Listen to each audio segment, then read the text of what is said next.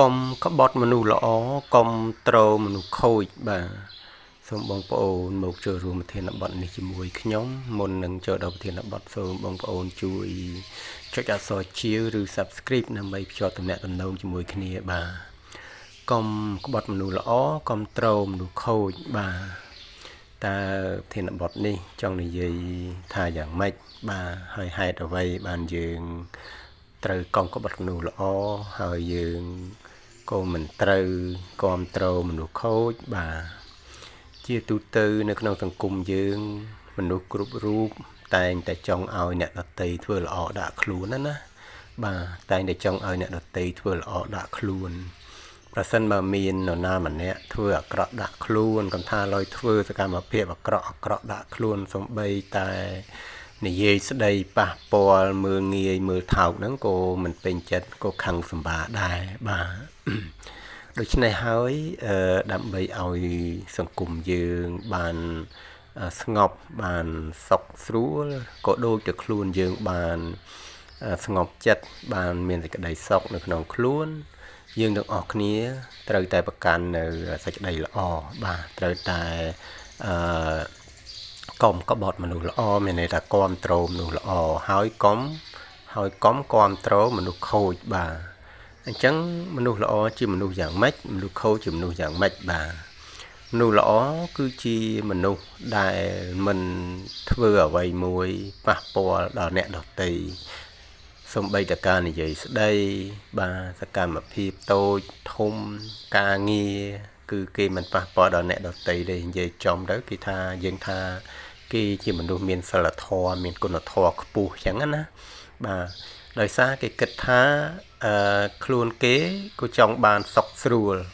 អញ្ចឹងអ្នកដទៃក៏ចង់បានសុខស្រួលអញ្ចឹងហេតុផលអីដែលខ្លួនត្រូវ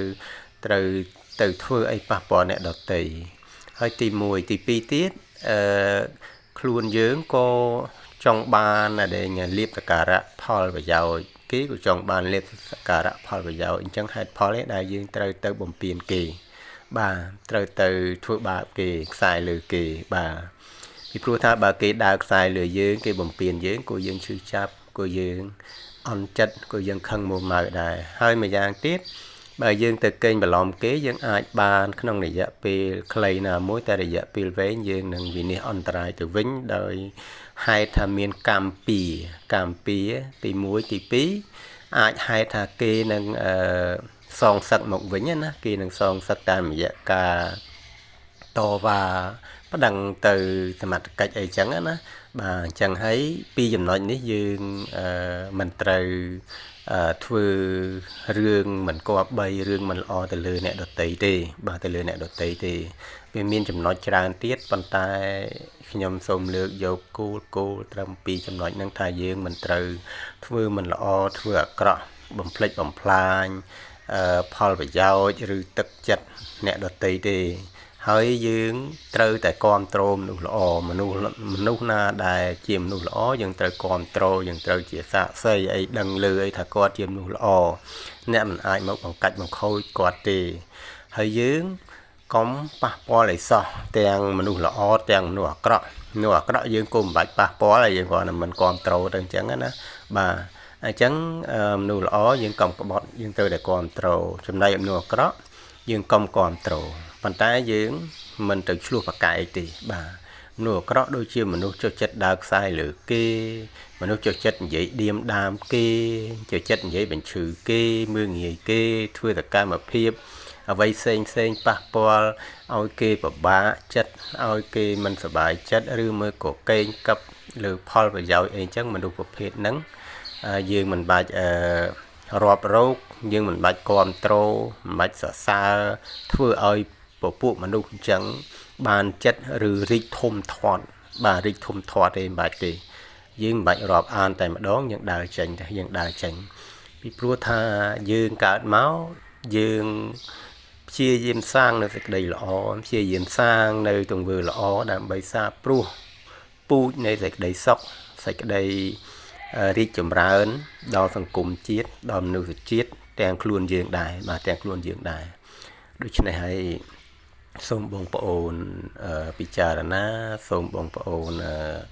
គិតឲ្យបានវែងឆ្ងាយពីរឿងសេចក្តីល្អសេចក្តីអាក្រក់នេះបាទសេចក្តីល្អនឹងជួយឃុំក្រងយើងនឹងជួយការពារយើងឲ្យបានសុខឲ្យបានរីកចម្រើនដូចជាផ្លូវល្អអញ្ចឹងណាបាទផ្លូវល្អនឹងជួយយើងឲ្យដល់គោលដៅបាទហើយមិនចេះតល់ទេផ្លូវល្អដូច្នេះយើងត្រូវតែព្យាយាមដើរលើផ្លូវល្អបាទព្រោះនាំឲ្យយើងបានសុខនាំឲ្យយើងបានរីកចម្រើនទាំងបញ្ញាទាំងគំនិតទាំងទ្រព្យសម្បត្តិបាទទាំងទ្រព្យសម្បត្តិទាំងសមត្ថភាពចំណែកផ្លូវអាក្រក់មានតែធ្វើឲ្យយើងលំបាកចិត្តលំបាកកាយវិនិច្ឆ័យអន្តរាយដូច្នេះហើយយើងព្យាយាមដើរចេញព្យាយាមកុំទៅចិត្តផ្លូវអាក្រក់បាទដូច្នេះខ្ញុំសូមចូលរួមត្រឹមប៉ុណ្ណឹងយើងនាំគ្នាសាងនៅសេចក្តីល្អបាទសូមគាំទ្រមនុស្សល្អហើយកុំគាំទ្រមនុស្សអាក្រក់បាទពីព្រោះអីសង្គមយើងទាំងខ្លួនយើងគឺត្រូវការសេចក្តីល្អសេចក្តីសុខសេចក្តីរីកចម្រើនទាំងអស់គ្នាបាទអរគុណ